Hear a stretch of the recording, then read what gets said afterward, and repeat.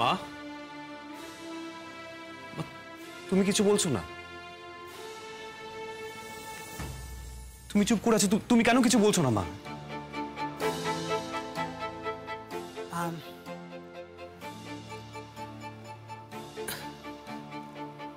এ ব্যাপারে আমি কিচ্ছু বলবো না বাবা।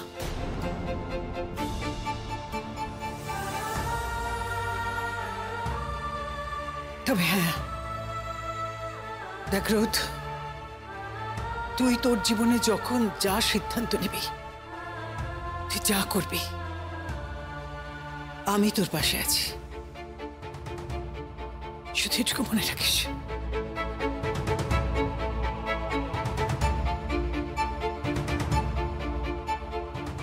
ঠিক আছে, আমাকে তাহলে 1 মাস সময় দাও।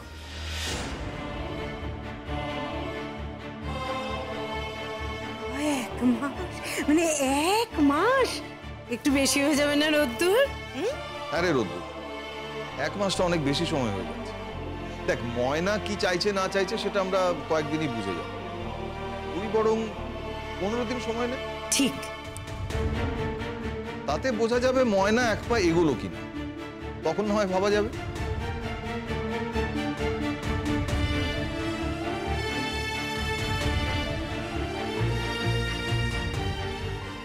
যদি একটু হলেও নিজের জায়গা থেকে সরে দাঁড়ায়, আমি কথা দিচ্ছি, আমি দাদাকে বলবো। আমিন,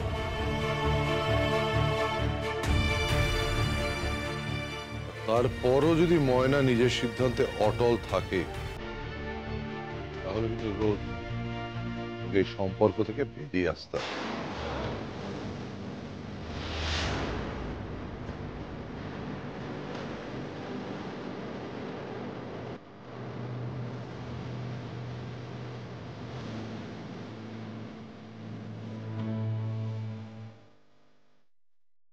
হ্যাঁ, একটা কথা, এই 15টা দিন বাবা তুই আমার আগের রোদের মতো হয়ে যা। যখন হাসি খুশি ছিলিস সেভাবেই থাক, আমার আগের রোদ হয়ে যা।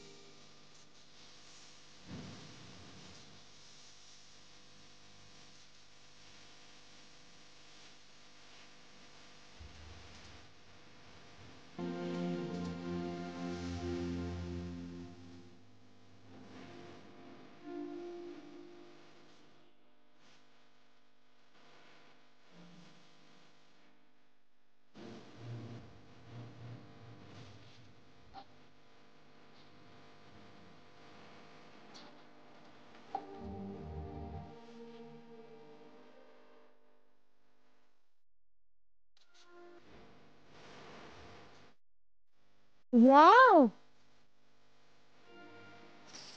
বুঝলাম বুঝলাম, কি বুঝছো?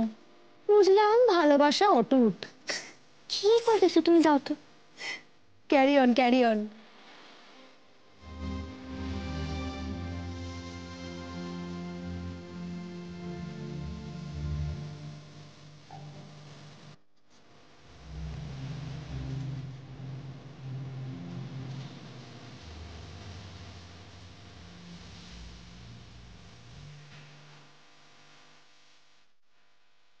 জন্মদিনের অনেক অনেক শুভেচ্ছা।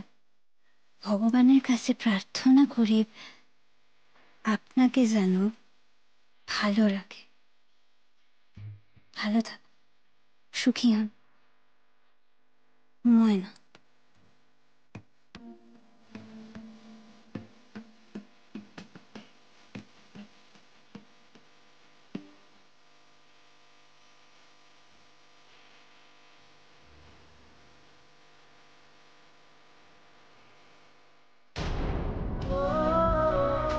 তুই বরং 15 দিন সময় নে। তারপরও যদি ময়না নিজের সিদ্ধান্তে অটল থাকে, তাহলে কিন্তু রোজ ওকে এই সম্পর্ক থেকে বেরিয়ে আসতে হবে।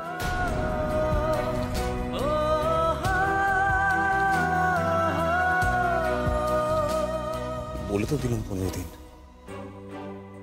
এখন তো আমার খুব টেনশন হচ্ছে, এই 15 দিনের মধ্যে যদি ময়না রাজি না হয়।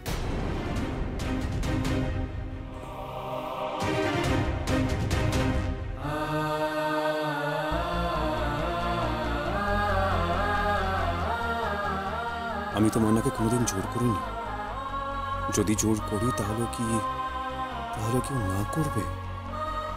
আমি যদি ওর হাত ধরে ওকে নিয়ে আসার চেষ্টা করি তাহলে কি ও আমার হাত ছাড়িয়ে নেবে?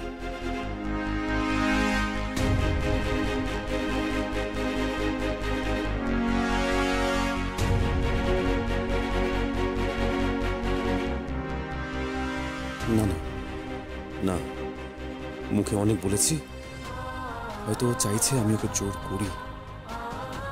বেশ, কাল আমি ওকে জোরই করবো।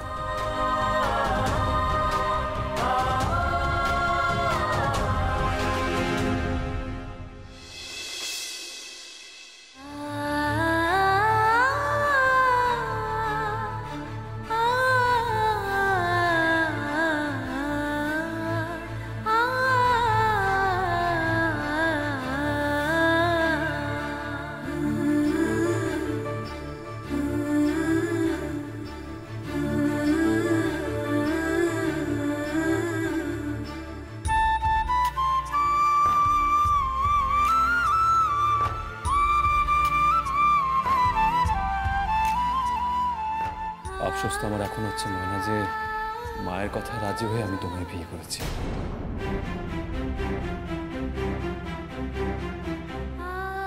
তুই বিদায় হও এখান থেকে। আরে মিথ্যাবাদী প্রতারক! আমি আমার নিজের চোখকে বিশ্বাস করবো না তোমার এই কথাগুলোকে।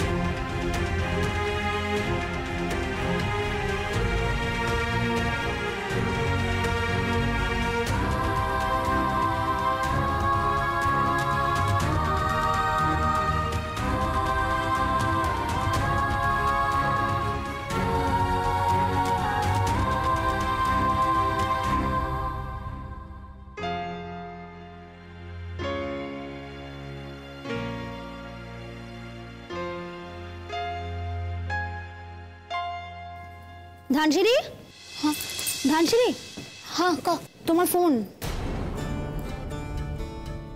কি হলো, ধরো। তোমার ফোনে আমারে কে ফোন দিছে? ফোনটা ধরলে তো বুঝবে কে ফোন করেছে। শোনো না, তুমি ফোনখান কাইটটা দাও, আমি কথা বলবো না। কেন কথা বলবে না? আমার ফোনে ফোন করেছে বলে? দেখো কে ফোন দিছে হেডা না যায় না, আমি কথা কই কেমনে কও? আরে বাবা, অরণ্যদা ফোন করেছে। তুমি নাকি ওই কি সব বই চেয়েছিলে, ওই সেই ব্যাপারে কি কথা বলবে?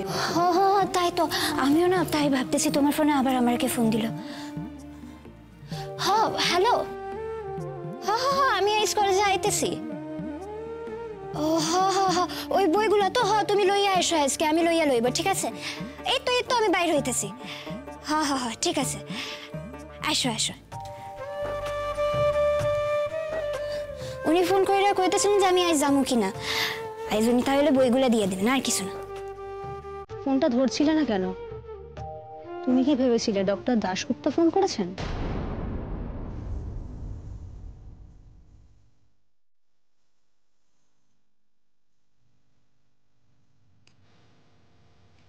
কইতেছে সুবর্ণা, তুমিও তো কলেজে যাইবা, তো এখানে খাড়াইয়া কথা না বাড়াইয়া তুমি যাও, কি রেডি হও। তুমি যাও, আমি আসছি।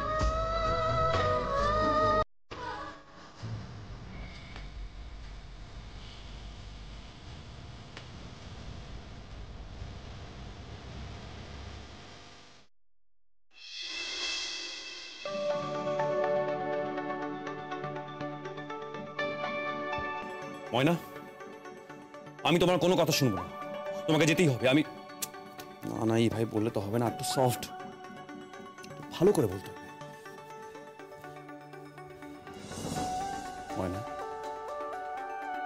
মানে প্লিজ তুমি বাড়ি ফিরে চলো প্লিজ। না আমি তোমাকে না নিয়ে যাবো না, প্লিজ মনে তুমি বাড়ি ফিরে চলো। তুমি বাড়ি ফিরে গিয়ে দেখো যে তোমার সত্যি খারাপ লাগাগুলো বাড়ছে কিনা। যদি বাড়ে তুমি তুমি আবার ফিরে চলে আসবে, কি আছে? আপনি এটাও তো হতে পারে, মানে উল্টোটাও তো হতে পারে, সবার মাঝে থেকে তোমার যে খারাপ লাগাগুলো রয়েছে সেটা তুমি ভুলে গেলে। একবার চেষ্টা করতে দোষ কোথায় মনে? প্লিজ ময়না, বাড়ি ফিরে যাও প্লিজ।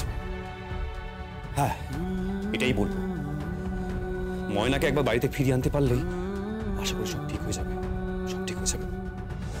মাই গড, অনেক তো লেট হয়ে গেছে, মানে ক্লাস শুরু হওয়ার আগেই ময়নাকে ধরতে হবে, আমি তোর সঙ্গে কথাই বলতে পারবো না।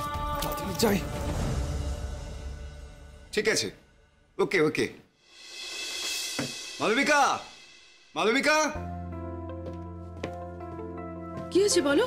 বসো বসো, একটা দারুণ খবর আছে। বাবা তো খুশি, কি খবর বলো? কি হয়েছে? অনিমেষকে চেনো তুমি? আরে আমাদের কলেজের বন্ধু, আমাদের বিয়েতে যে এসেছিল। ও সে কতদিন আগেকার কথা, আমি ঠিক মনে করতে পারছি না। কেন বলো তো, কি হয়েছে? এখন ফোন করছিল, তোমার খবর জানতে চাইলো, গুঞ্জার খবর জানতে চাইলো। তা আমি কথায় কথায় বলেছি যে আমাদের মেয়ের জন্য পাত্র খুঁজছি, আর সঙ্গে সঙ্গে কি বললো জানো, ওর ভাইপোর জন্য পাত্রী খুঁজছে। আমি বললাম ছবি পাঠিয়ে দে, কলকাতায় থাকে, চেইন অফ রেস্টুরেন্ট সারা দেশে, নিজেদের ব্যবসা। বাহ, এ তো খুব ভালো কথা, কিন্তু দেখো তোমার মেয়ের আমার পছন্দ হয় কিনা। আরে সেই জন্যই তো ছবি পাঠাতে বলেছি, আজকেই পাঠিয়ে দেবে। ভগবানকে ডাকো যাতে গুঞ্জার পছন্দ হয়।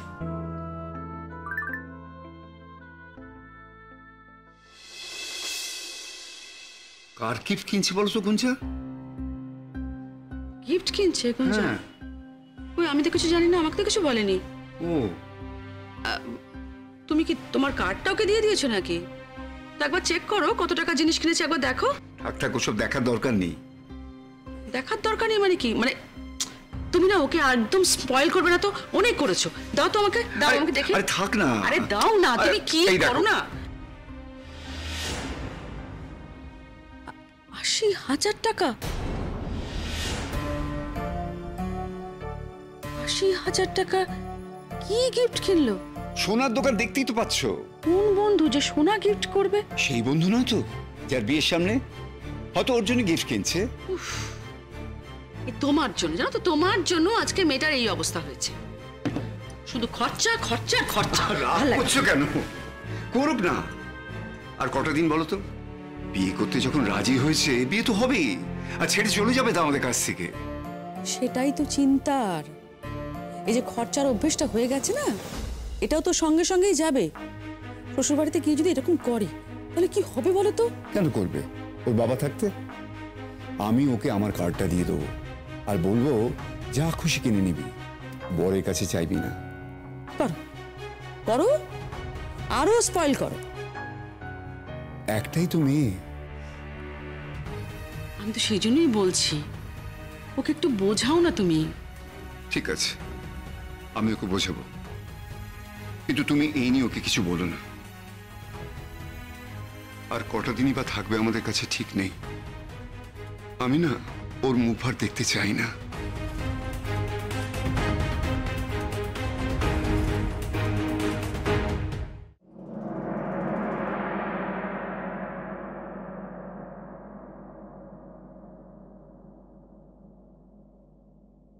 এই যে madam, good morning. Good morning. কইতেছি আপনি কি এইভাবে রোজ রোজ গুড মর্নিং কইবেন নাকি? সকালবেলা তো দেখা হলে গুড মর্নিং বলতে হয়। আমি জানি। হ্যাঁ, তো কতজনের লগে কলেজে দেখা? হ্যাঁ, যতজনের সঙ্গে দেখা হয় সবাইকেই বলি, কিন্তু তোমার ব্যাপারটা ছাড়ো। এ নাও, তুমি যে কালকে বই দুটো চেয়েছিলে, সেই বই দুটো। আপনি আমার লাগা বইগুলো আনছেন? তো কার জন্য আনি? এ নাও। না মানে আপনি তো কতজনের লাগাই বই আনেন। দাদি শ্বশুর বাড়ি ছেড়ে বরকে ছেড়ে এসে এখানে কি সব করছে দেখ। ব্যাপারটা নতুন লাগছে। অয়নকে ফোন করে খবরটা দিতে হবে। আচ্ছা, আমি কইতেছি আমি এখন আসি। হ্যাঁ, বইগুলা দিতে আমার কিন্তু একটু সময় লাগবে, ঠিক আছে? ঠিক আছে, ফেরত দিলেই হবে, আরো কারোর কাজে লাগবে। বাবা, আপনি কি লাইব্রেরি বসাইতেছেন নাকি? এই, এটা খুব ভালো আইডিয়া। লাইব্রেরি বানিয়ে ফেললেই কিন্তু হয়। বানা ফেলান। আর আমার না এখানে লাইব্রেরিয়ান রাই, ঠিক আছে? সে কি না, মানে ডাক্তারি ছেড়ে শেষমেশ লাইব্রেরিয়ান। কত বই পড়ান যায় কোন তো? হ্যাঁ, সে পড়তে চাইলে ডাক্তারি করেও তো পড়া যায়। কিন্তু আমি অত বই পাবো? এই মানুষটা আছে তো, তুমি বলে দেখো না তোমার কি বই লাগবে, সঙ্গে সঙ্গে জোগাড় করে দেবো।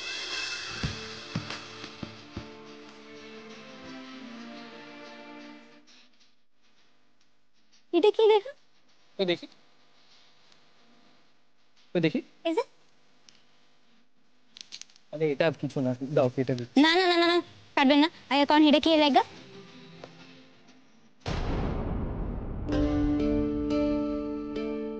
আমার আগে কোন এটা কি লেখা? এটা কি লেখা? আরে বাবা, এটা কিছু না, এটা বইটা তো পুরনো, এটা তোমার দেখার জিনিস না, এটা পুরনো নাম লেখা।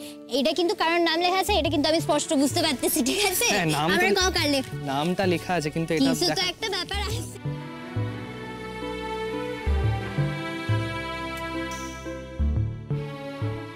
কতদিন পর তোমাকে এভাবে হাসতে দেখলাম ময়না।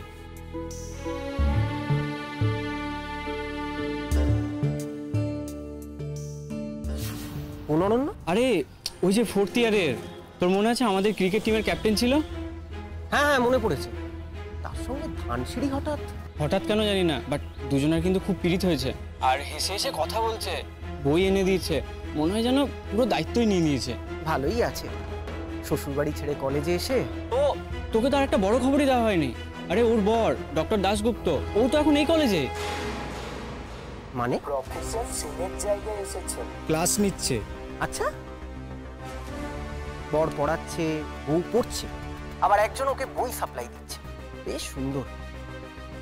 আমার না কিরকম ব্যাপারটা একটা সিনেমা সিনেমা মনে হচ্ছে, জানিস?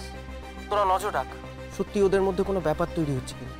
যদি কিছু দেখিস আমাকে খবর দিবি, তারপর যা করার আমি করব।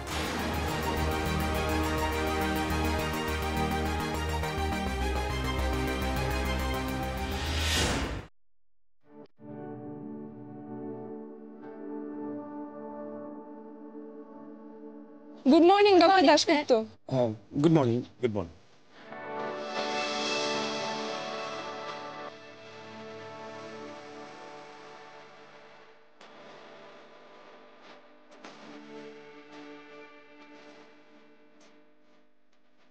Good morning. Good morning. তোমার সঙ্গে আমার কিছু কথা ছিল, কিছু যদি মনে না করো। ওর সাথে না আমার কিছু পার্সোনাল। শিওর শিওর শিওর, আপনার কথা বলুন।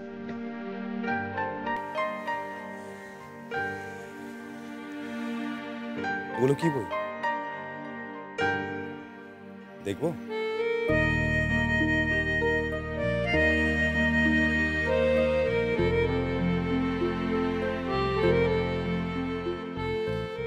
মানে এই বইগুলো তো ঘরেই রয়েছে, মানে মাই তো এনে দিয়েছে, ঘরে পড়ার টেবিলে পড়ে রয়েছে, এই নাও।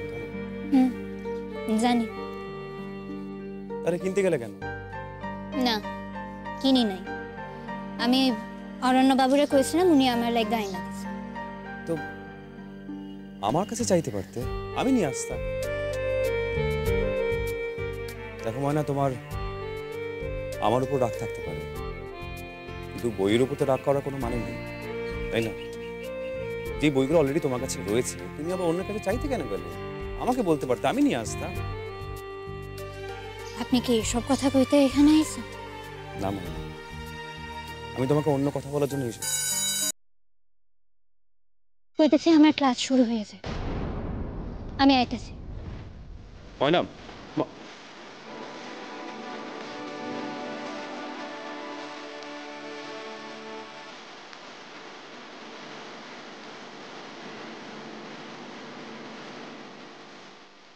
আমার কথাটুকু শুনলে না তুমি?